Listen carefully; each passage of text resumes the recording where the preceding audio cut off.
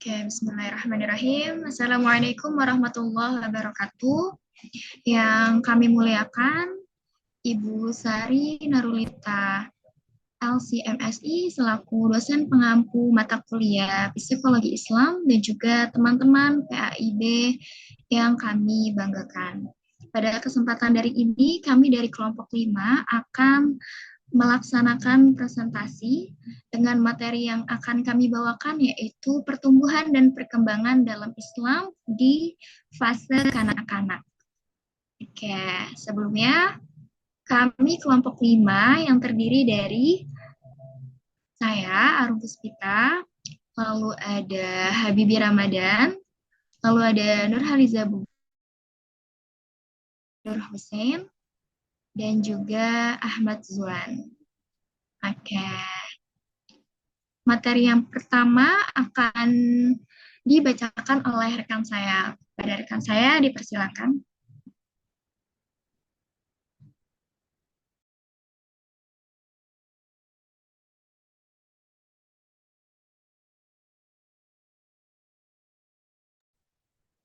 Oke, terima kasih Arum. Oke, materi yang pertama yang akan kita bahas yaitu tentang konsep pertumbuhan dan perkembangan dalam perspektif Islam. Nah, pertumbuhan dan perkembangan anak dalam Islam tidak hanya dipandang dari sudut biologis dan psikologis, tetapi juga dari sudut spiritual serta moral yang dilihat sebagai bagian dari proses penciptaan dan pendidikan oleh Allah Subhanahu wa Ta'ala.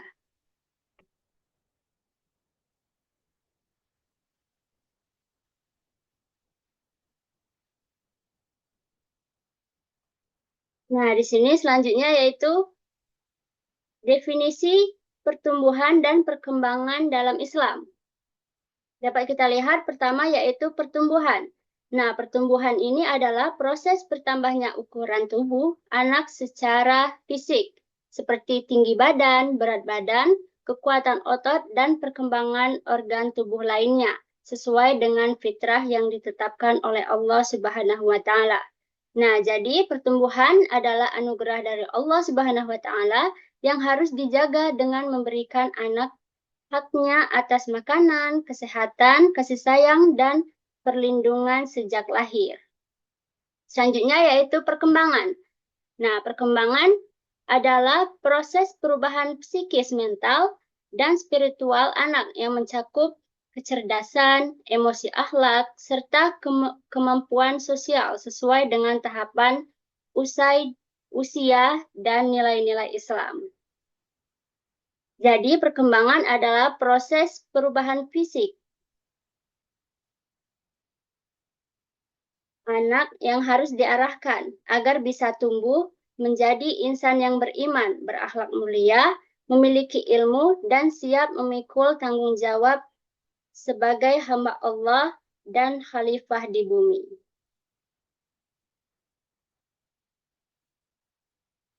Di sini dapat kita lihat yaitu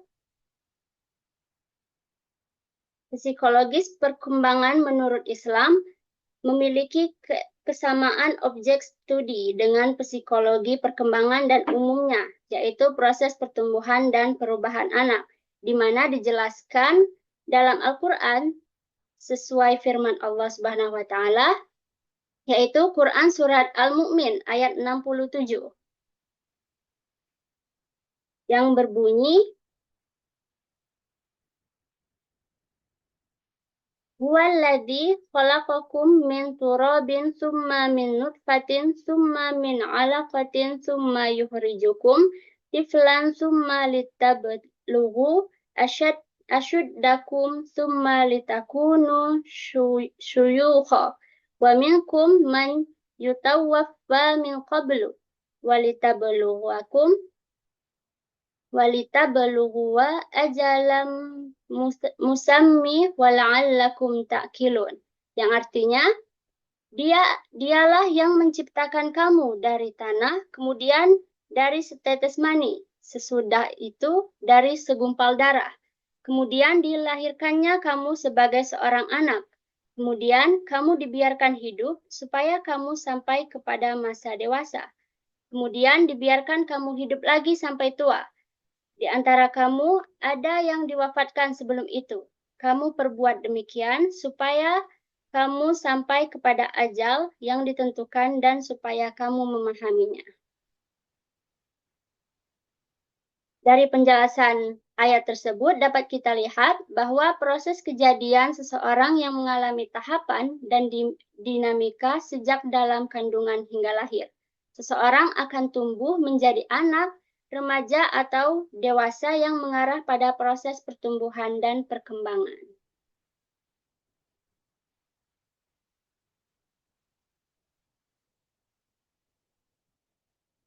Selanjutnya yaitu pandangan Al-Quran dan hadis tentang fitrah anak. Nah, fitrah dalam Islam berarti keadaan asal yang suci dan cenderung kepada kebenaran dan tauhid. Setiap anak yang lahir itu dibekali dengan potensi mengenal dan menyembah Allah Subhanahu wa taala. Dalam Al-Quran mengajarkan bahwa setiap anak dilahirkan dalam keadaan fitrah, yaitu suci dan memiliki potensi untuk beragama Islam. Di sini dapat kita lihat penjelasannya, yaitu ayat Quran surat Ar-Rum ayat 30. Maaf ya teman-teman, di sini kalimatnya putus-putus. Jadi dapat dilihat langsung di Al-Quran atau buka HP ya. Quran surat Ar-Rum ayat 30 ini berbunyi, Bismillahirrahmanirrahim. Fa'akim wajhaka lid-dini hanifa fitratallahi allati fataran nasa 'alaiha la tabdilul li khalqillah dzalika ad-dinul qayyim walakinna aktsaran nasi la ya'lamun. Yang artinya, maka hadapkanlah wajahmu dengan lurus kepada agama yaitu Islam, sesuai fitrah dari Allah yang telah menciptakan manusia menurut fitrah itu. Tidak ada perubahan pada ciptaan Allah tersebut. Itulah agama yang lurus, tetapi kebanyakan manusia tidak mengetahuinya. Quran Surat Ar-Rum ayat 30.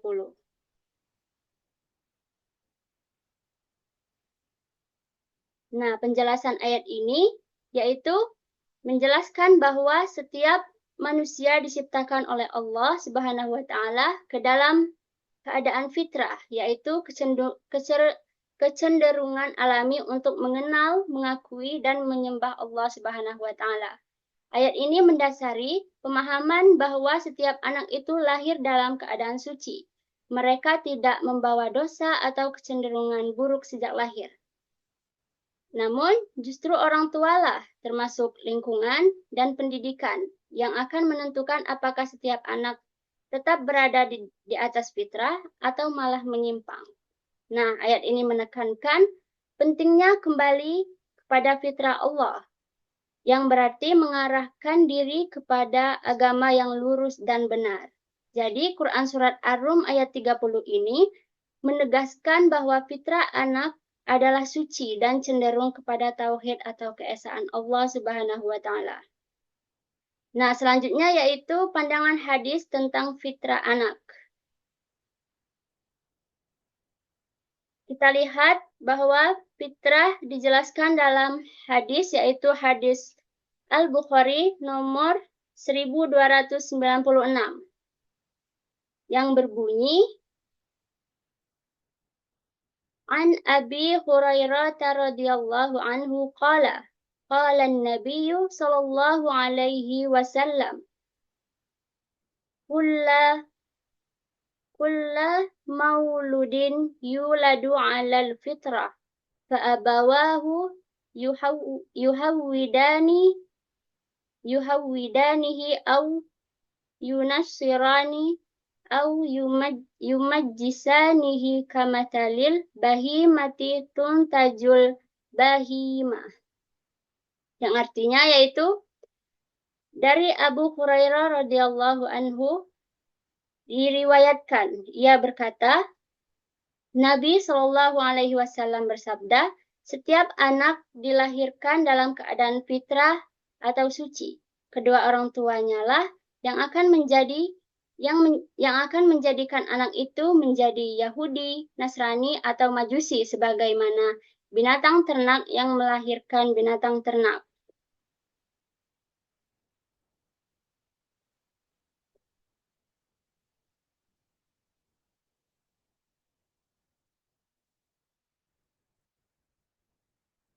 Sebagaimana binatang ternak yang melahirkan binatang ternak.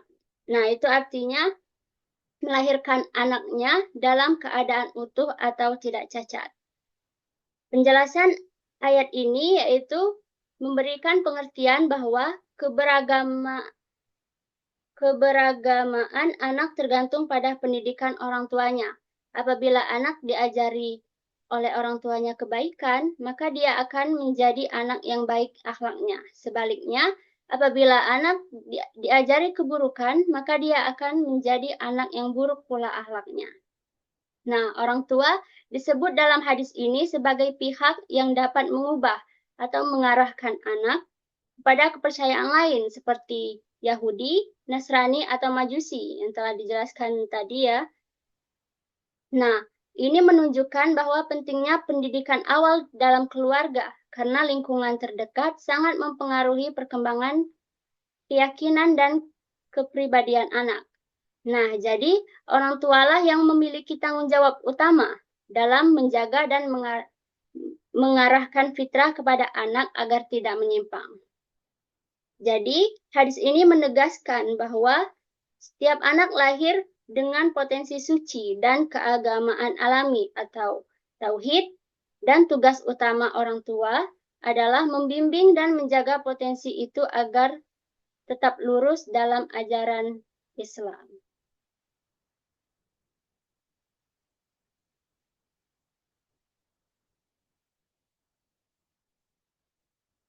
Nah, selanjutnya yaitu tentang tujuan perkembangan manusia menurut Islam. Tujuan perkembangan manusia menurut Islam adalah mencapai kebahagiaan dunia dan akhirat melalui pengabdian kepada Allah Subhanahu wa taala dan menjalankan perintahnya. Perkembangan ini adalah proses holistik yang mencakup aspek fisik, mental, sosial, emosional, dan spiritual. Nah, jadi Islam itu memandang bahwa manusia diciptakan bukan hanya untuk berkembang secara fisik dan intelektual, tetapi juga untuk mencapai kesempurnaan akhlak dan kedekatan dengan Allah Subhanahu wa taala. Berikut ini adalah tujuan utama perkembangan manusia menurut Islam. Yang pertama yaitu menjadi hamba Allah yang taat atau ubudiyah. Jadi tujuan utama hidup manusia di sini yaitu adalah dengan beribadah kepada Allah Subhanahu wa taala. Yang kedua yaitu menjadi khalifah di bumi atau kepemimpinan yang bermoral. Jadi di sini dijelaskan bahwa manusia itu dikembangkan agar mampu memimpin dan memakmurkan bumi dengan nilai-nilai kebaikan dan keadilan. Selanjutnya yang ketiga yaitu mencapai akhlak yang mulia. Perkembangan manusia itu diarahkan agar dapat membentuk karakter dan akhlak yang sesuai dengan ajaran Nabi kita, Rasulullah Shallallahu Alaihi Wasallam. Yang keempat yaitu menyempurnakan potensi diri atau fitrah. Manusia itu lahir dengan potensi baik atau fitrah yang perlu dikembangkan melalui beberapa hal ya, yaitu pendidikan, pengalaman, serta bimbingan agama. Yang terakhir yang kelima yaitu meraih kebahagiaan dunia dan akhirat atau falah.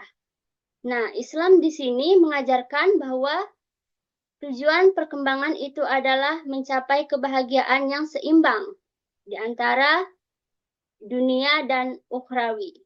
Keseimbangan antara dunia dan ukhrawi ini adalah kunci bagi kita untuk mencapai kebahagiaan di dunia maupun di akhirat.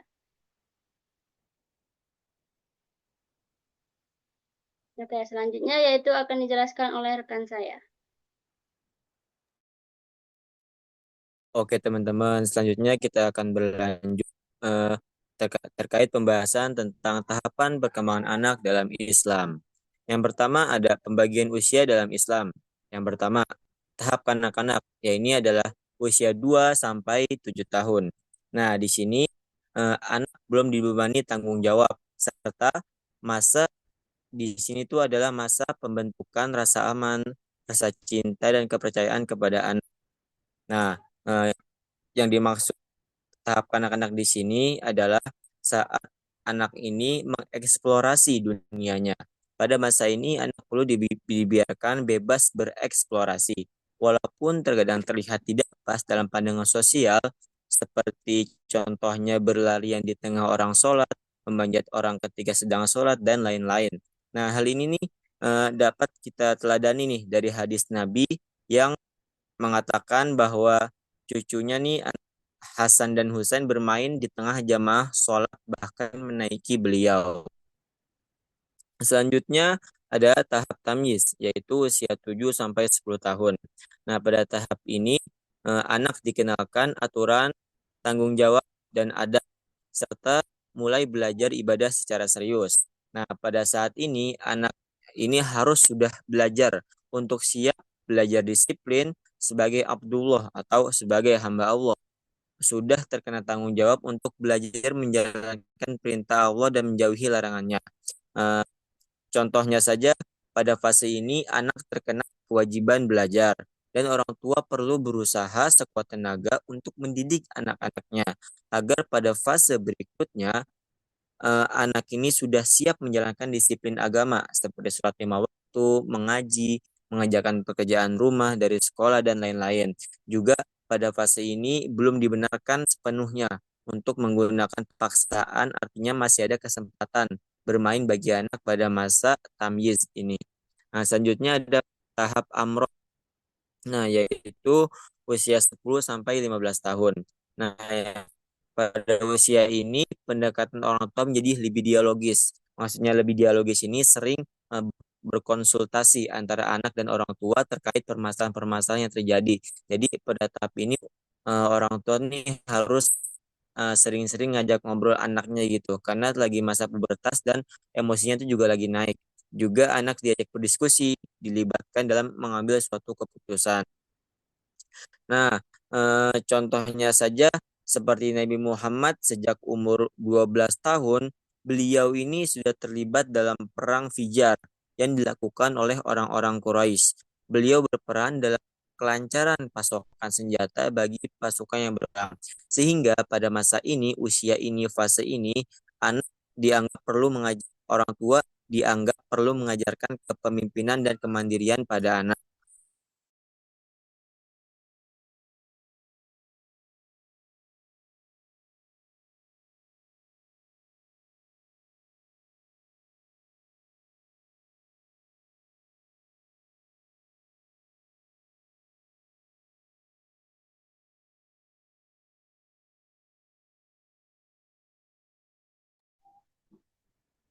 Oke, dosen kayaknya ada terkendala jaringan.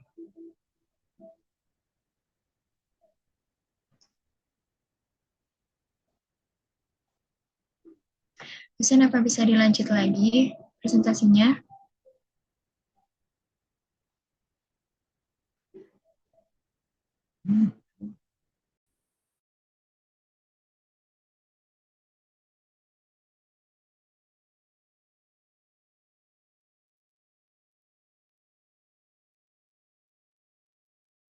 Oke, jadi pada tahap amrot ini anak eh, sering diajak berdiskusi dan dilibatkan dalam mengambil keputusan oleh orang tuanya. Boleh untuk di next selanjutnya.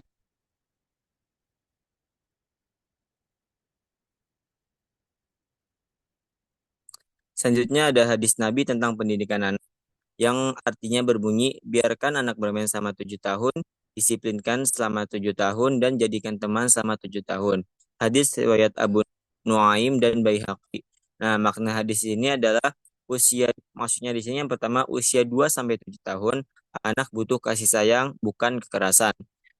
Kemudian pada usia 7 sampai 10 tahun, anak perlu bimbingan, adab dan disiplin dari orang tuanya. Dan yang ketiga, usia 10 sampai 15 tahun, anak dihargai sebagai individu yang mandiri. Oke, boleh di next.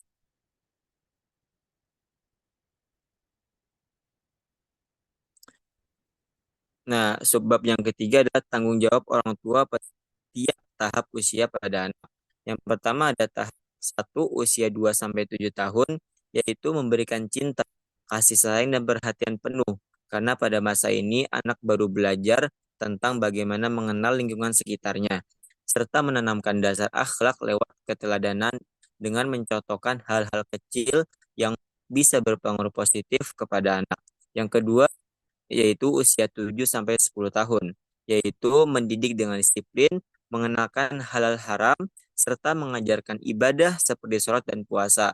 Karena pada tahap ini eh, kedisiplinan ataupun sifat seorang anak akan ditentukan untuk lanjut ke fase berikutnya.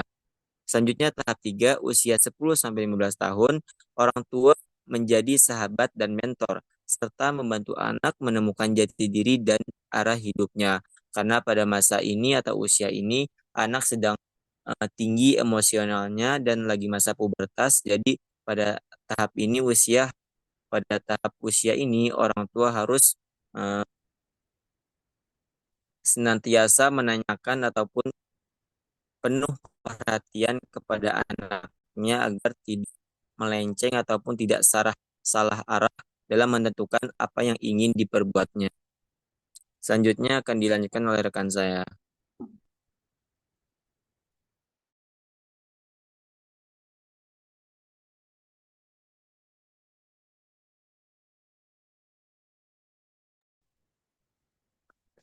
Oke, selanjutnya ada materi aspek-aspek perkembangan anak dalam Islam.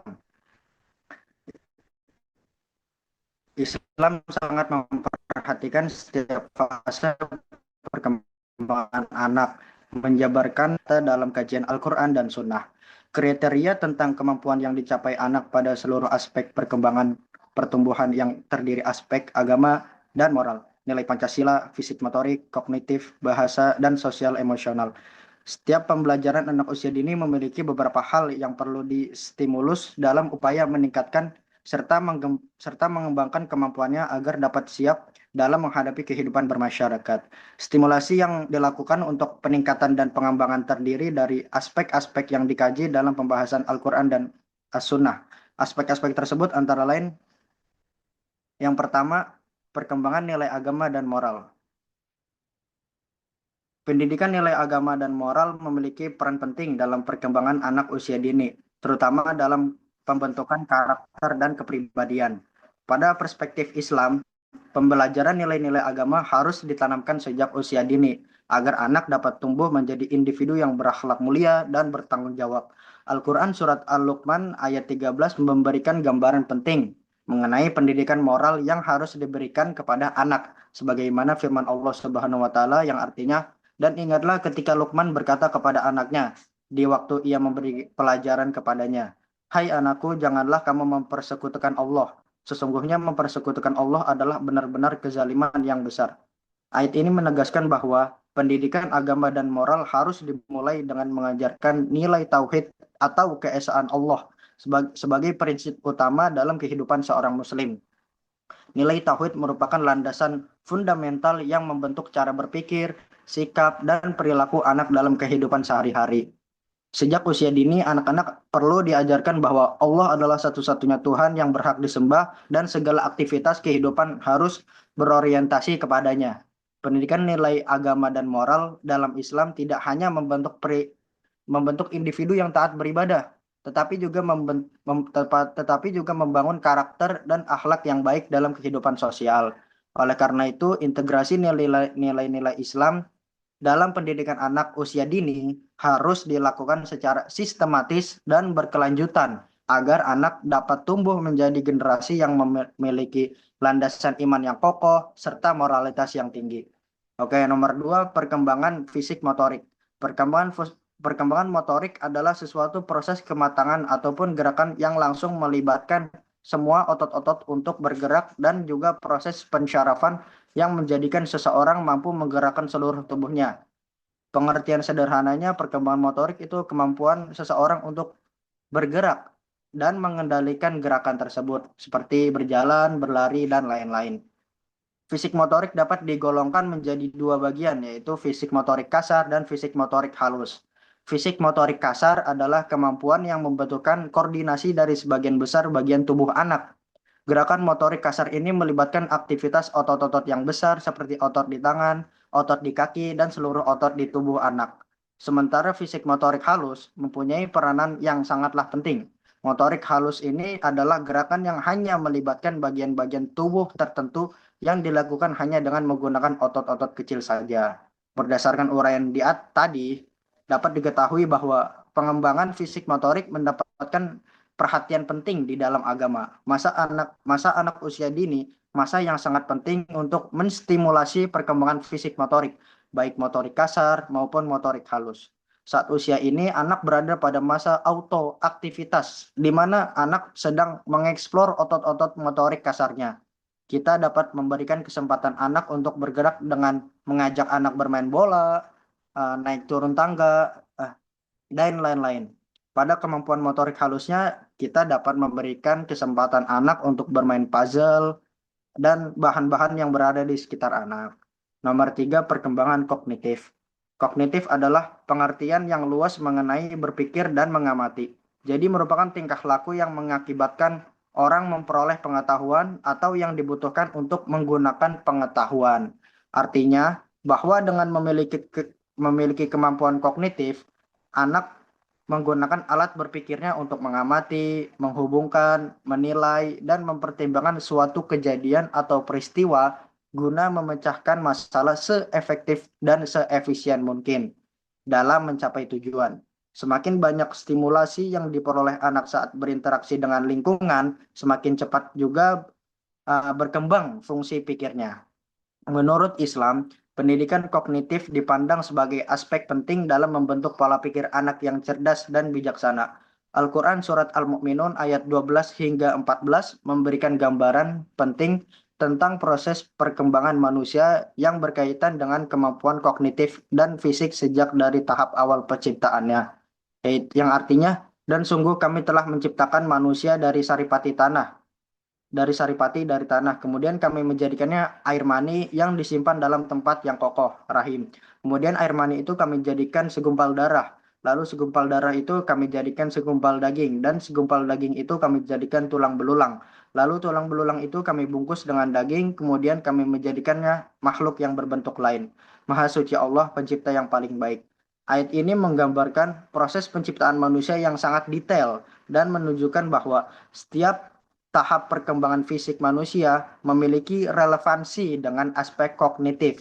Proses ini juga mencerminkan potensi kognitif yang berkembang seiring dengan pertumbuhan fisik, yang melibatkan pemahaman anak tentang dunianya berdasarkan pengalaman yang anak alami dalam tahap perkembangan fisiknya.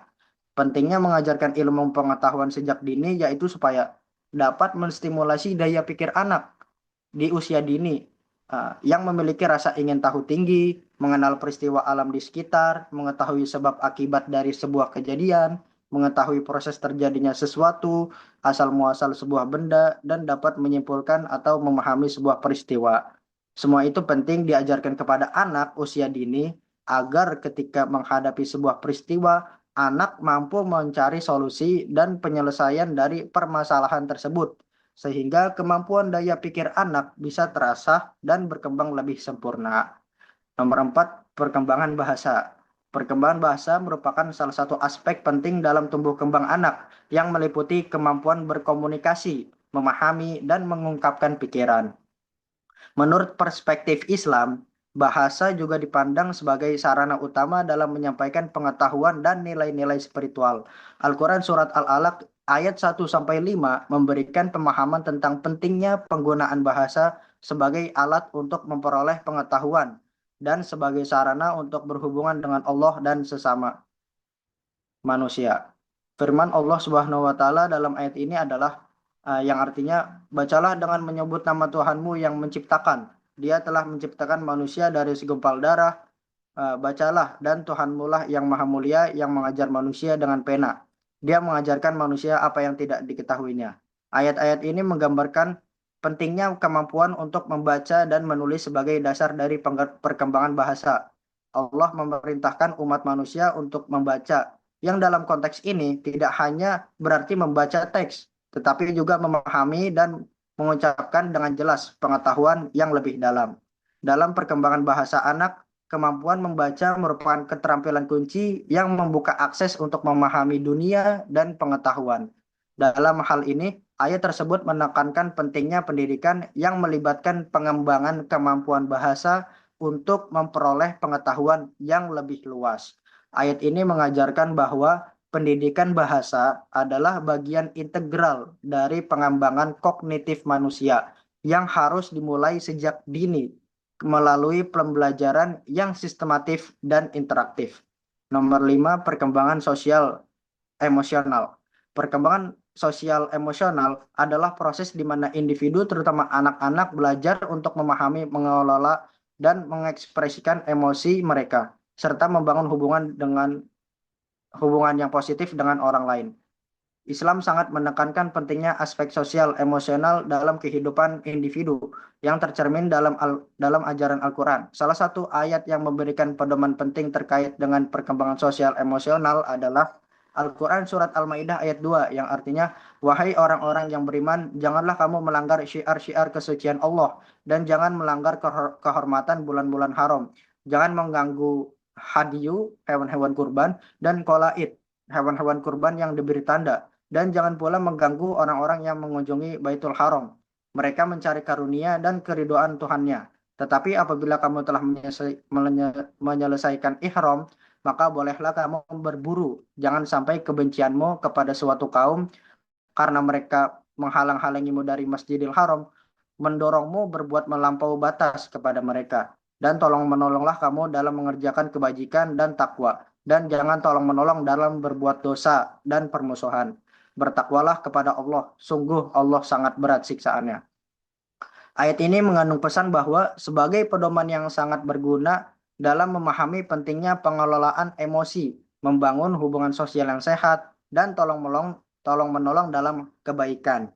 Pada ranah perkembangan sosial emosional anak, ayat ini mengajarkan pentingnya memiliki rasa empati, mengendalikan perasaan negatif, dan membangun kolaborasi yang positif untuk kemajuan bersama.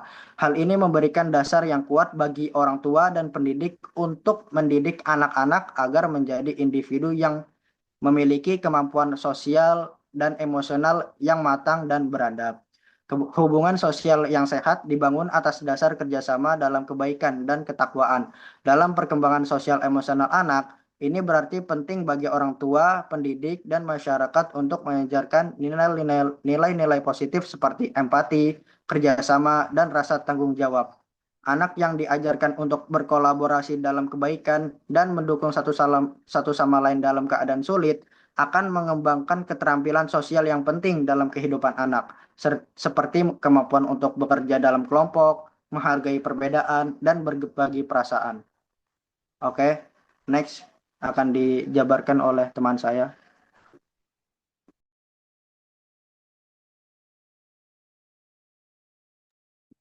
Oke, selanjutnya yaitu ada peran keluarga sebagai madrasah pertama. Keluarga adalah naungan pertama bagi anak untuk perkembangan anak belajar dan berkembang sebelum berinteraksi dengan dunia luar. Keluarga menjadi ruang awal yang sangat penting bagi mereka dalam membentuk kepribadian atau karakter serta kemampuan anak dalam belajar dan berinteraksi sebelum mereka menghadapi dunia luar. Selanjutnya itu orang tua juga sebagai pendidik utama yang nyaman dan aman bagi mereka untuk membentuk karakter dan kepribadian anak secara optimal. Keluarga juga menyediakan lingkungan awal yang aman dan nyaman bagi anak untuk memulai belajar, baik secara intelektual, emosional mereka, maupun spiritual mereka. Disinilah anak pertama kali belajar, berbicara, bersikap, dan mengenali nilai-nilai kehidupan. Orang tua memegang peran sebagai guru pertama bagi anak melalui teladan pengajaran dan bimbingan yang diberikan secara langsung. di dalam rumah. Anak dapat menyerap nilai-nilai moral dan agama serta kebiasaan baik yang dicontohkan oleh anak sejak usia dini. Selanjutnya itu pembentukan karakter dan kepribadian. Karakter dan kepribadian anak terbentuk dari pola asuh yang baik yang diterapkan dalam rumah atau lingkungan keluarga, meneladani sikap kasih sayang, kedisiplinan, komunikasi yang baik, serta nilai-nilai keagamaan yang ditanamkan di dalamnya. Sosial menjadi fondasi penting yang harus ditanamkan sejak dini. Oke, boleh dilanjut.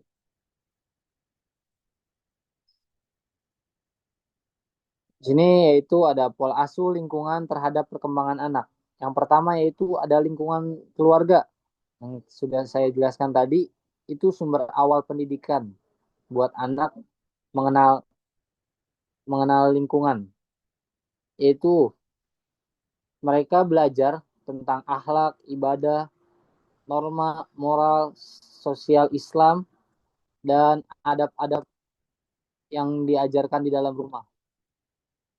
Yang kedua itu ada lingkungan masyarakat. Nah, masyarakat ini juga penting dan mungkin lebih mencakup luas. Sebelum mereka beranjak keluar, kita harus benar-benar tuh kayak membimbing mereka nih di dalam rumah dulu supaya nggak jadi eh, permasalahan di luar nanti. Takutnya malah menjadi permasalahan di luar kalau kita didik anak sebelum mereka terjun ke dunia luar, takutnya ada perkataan atau nilai-nilai yang nggak baik gitu. Itu lingkungan masyarakat itu juga termasuk teman sekolah, teman sebaya, dan nilai positif itu akan memperkuat nilai Islam. Dan begitu juga sebaliknya, jika negatif bisa jadi mereka itu jadi ancaman bagi anak kita nanti. Maksudnya bikin ngerusak eh, perilaku mereka. Makanya kita tuh nanamin dulu di dalam keluarga, di lingkungan keluarga itu dengan baik dulu. Supaya mereka tidak ikutan dengan eh, teman-teman sebayanya, teman-teman sekolah. Kan sekarang ini lagi zamannya kayak pergaulan bebas. Nah, di situ kita harus menanamkan lagi tuh sifat nilai-nilai yang baik pada anak kita. Yang ketiga itu ada pengaruh media sosial atau media. Pengawasan konten digital ini sangat rentan nih di zaman sekarang. Itu sangat penting buat menurut saya di zaman sekarang itu sangat penting. Pengaruh konten digital yang sangat besar itu harus dengan pengawasan kita yang lebih tua atau ayah, ibu, orang tua, kakak, abang dengan nilai-nilai Islam tuh kita harus kita perhatikan anak-anak zaman sekarang tuh. Apalagi sekarang udah banyak kayak TikTok, eh, aplikasi-aplikasi yang lain gitu. Kayak banyaklah segala macam yang mengandung kekerasan mungkin buat eh, mental-mental anak sekecil mereka itu kita harus awasi. Jangan sampai mereka tuh terpengaruh oleh gadget dan yang di dalamnya. Kalau kata Ustadz Ani itu gadget itu setan gepeng kalau kata Ustadz Ani. Beliau ngomong di ceramah beliau kemarin pas eh, di makam Kuitang. Beliau ngomong seperti itu. Gadget ini berbahaya buat anak-anak karena itu ada setannya situ katanya setan gepeng. Oke, selanjutnya akan dibahas oleh teman saya.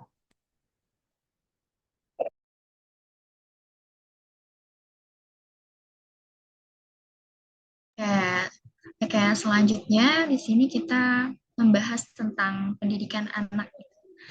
Pendidikan anak di sini mengambil perspektif dari ulama ya, yaitu Ibnu Qayyim al-Jauziyah. Jadi next.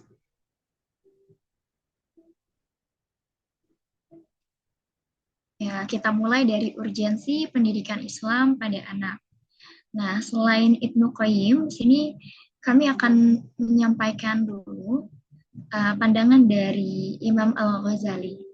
Jadi beliau ini menganggap bahwa pendidikan Islam pada anak itu merupakan suatu yang sangat penting. Beliau mengatakan bahwa kalbu atau hati seorang anak itu masih suci, bagaikan mutiara indah, halus, dan suci. Nah, pada masa itu, setiap bentuk ajaran yang diterimanya, apapun yang dilihat dan didengar, akan dengan mudahnya terserap gitu ya dalam jiwa si anak yang nantinya akan menjadi kebiasaan yang akan dilakukan anak di masa dewasanya. Jadi kalau misalkan sedari kecil itu anak itu sudah ditanamkan suatu hal-hal yang baik, maka kita bisa pastikan di usia dewasanya dia akan tumbuh menjadi manusia yang memiliki akhlak yang baik. Dan sebaliknya, jika di usia saat anak-anak itu dia banyak menyerap perbuatan-perbuatan buruk, maka bisa sangat mungkin dia di masa dewasanya juga akan berperilaku buruk gitu. Nah, di sini menurut Ibnu Qayyim, beliau juga sangat memperhatikan pendidikan anak, bahkan sejak masa prenatal atau masa di dalam kandungan, serta pada masa postnatal atau pasca dilahirkan. Dalam pandangan beliau menyatakan bahwa di antara sekian banyak pendidikan yang dibutuhkan oleh anak, salah satu yang terpenting itu adalah akhlak. Seperti itu, karena akhlak itu menjadi penentu ya dari sang anak ini, apakah dia menjadi manusia yang baik atau menjadi manusia yang buruk atau manusia yang belum baik. Oke, di next.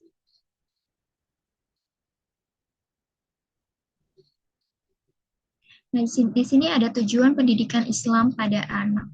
Tujuan pendidikan Islam, perspektif Ibnu Qayyim adalah menanamkan akhlak mulia dalam diri anak didik, sekaligus menghapus dan memerangi akhlak buruk dari diri mereka, menciptakan kebahagiaan dalam dirinya, selalu memperhatikan baik ketika mereka sedang tidur maupun ketika sedang berkomunikasi atau berbicara, mengarahkan cara berinteraksi dengan manusia lainnya, dan memperhatikan pakaiannya agar jangan sampai menggunakan yang diharamkan gitu atau ini yang membuka aurat gitu ya teman-teman, dan juga mengarahkan bakatnya sekaligus mengembangkan dengan memberinya tarbiyah diniyah atau memberinya pendidikan di masa kecilnya.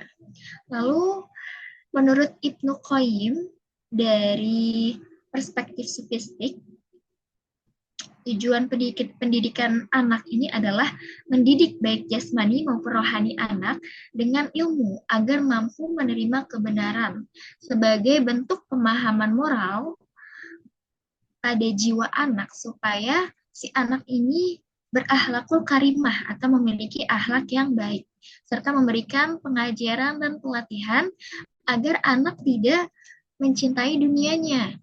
Dan tujuannya adalah membimbing manusia agar mereka memiliki kepribadian yang mementingkan keridhaan Allah Subhanahu wa taala daripada kesenangan nafsu syahwatnya.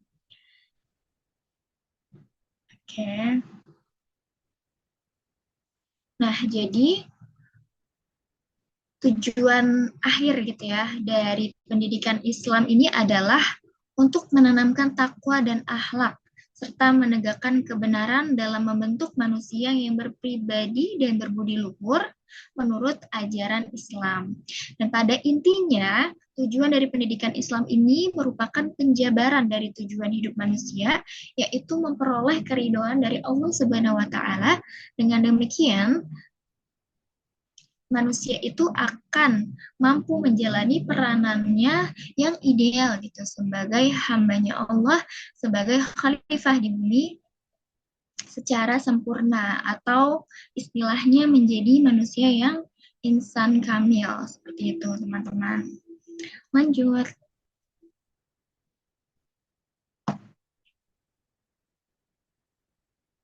Nah, di sini ada sasaran pendidikan anak dalam Islam.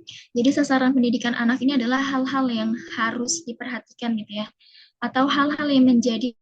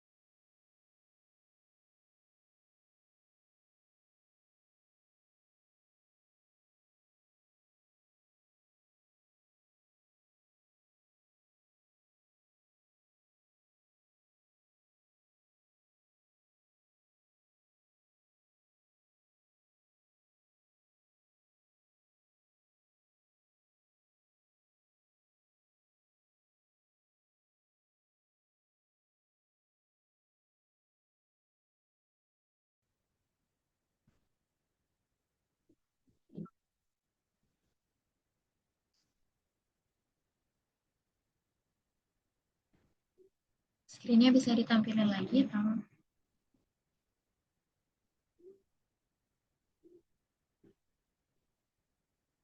Ke stop, share.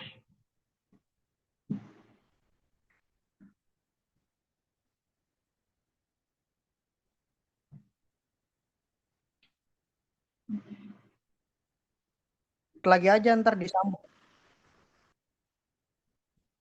Oke, lanjut ya teman-teman. Jadi sini tarbiyah imaniyah, caranya itu adalah kita bisa mengajarkan rukun iman sejak dini, terus membiasakan anak mengucap alhamdulillah ketika mendapatkan nikmat, lalu mengajak anak merenungi ciptaan Allah, misalnya langit, hujan, binatang, dan membaca serta memahami kisah para nabi dan sahabat. Jadi tujuan dari tarbiyah imaniyah ini adalah bagaimana kita memberikan pendidikan kepada anak kita itu agar anak kita itu memiliki keimanan atau keimanan, kepercayaan gitu ya kepada Tuhan, terus kepada Nabi, Rasul, dan rukun iman yang lainnya. Ya, selanjutnya itu ada tarbiyah ruhiyah atau pendidikan spiritual. Nah, tujuan dari tarbiyah ruhiyah ini adalah membina hubungan hati dengan Allah dan menguatkan keikhlasan. Contohnya adalah melatih anak untuk sholat tepat waktu dan dengan khusyuk, lalu membiasakan zikir pagi dan sore bersama keluarga, bisa mengajarkan doa-doa harian sebelum dan sesudah aktivitas, dan mengajak anak untuk bangun gitu ya, untuk berdoa di waktu tahajud, seperti itu. Next.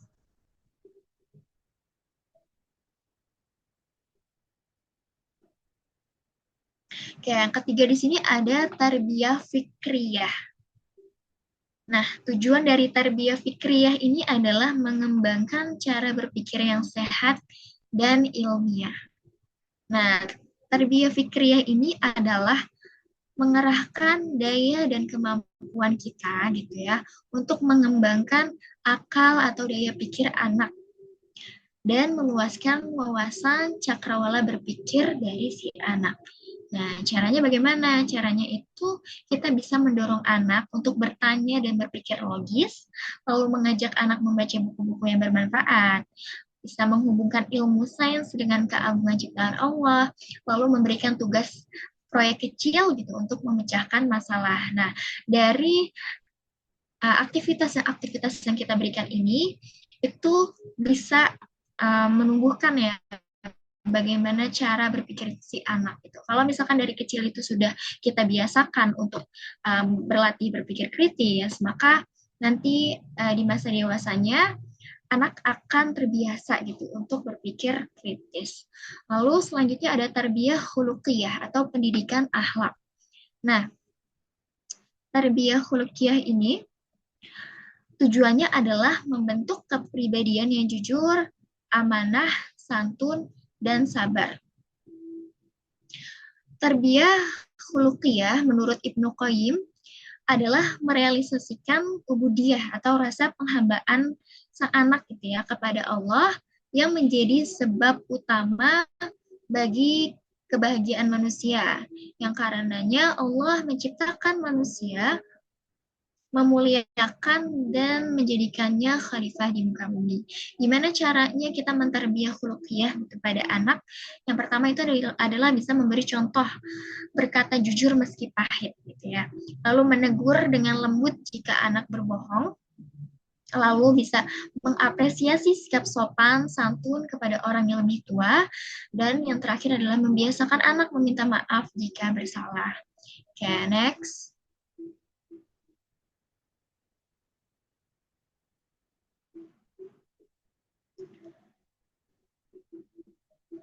Ya, yang kelima itu ada tarbiyah ijtimaiyah atau pendidikan sosial. Nah, jadi tujuan dari tarbiyah ijtimaiyah ini adalah membina kemampuan anak untuk berinteraksi secara positif dalam masyarakat.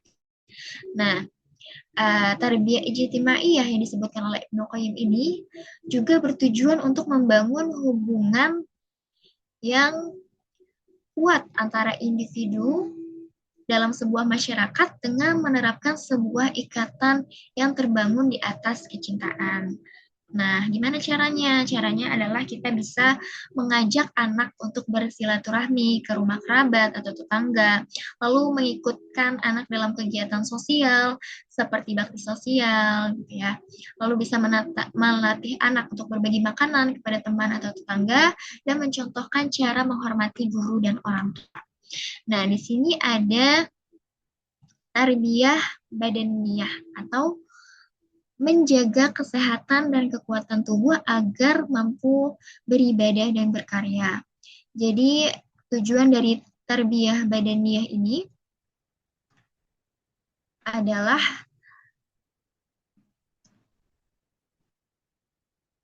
kita menterbiah gitu ya, menterbiah badan atau mendidik anak kita agar mampu merawat badannya gitu. Kita sebagai orang tua juga bisa memberikan gizi yang baik, lalu pengobatan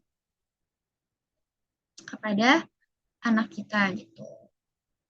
Lalu ada tarbiyah jinsiyah atau pendidikan seksualitas Islami. Jadi tujuan dari tarbiyah jinsiyah ini adalah membekali anak gitu, dengan pemahaman benar tentang fitrah seksualnya sesuai dengan ketentuan agama. Contohnya, mengajarkan anak batas aurat sesuai usianya, memberi pemahaman pentingnya menjaga pandangan, pentingnya menjaga aurat, terus mengajarkan anak untuk tidak sembarangan membuka pakaian, dan melatih anak tidur terpisah antara laki-laki dan perempuan sejak usia 10 tahun. Seperti itu. Next. Nah, di sini kita berlanjut ke metode pendidikan anak. Menurut Ibnu Qayyim al-Jauziyah, beliau membagi metode pendidikan anak itu menjadi beberapa bagian ya, menjadi beberapa metode. Metode yang pertama adalah metode pembiasaan.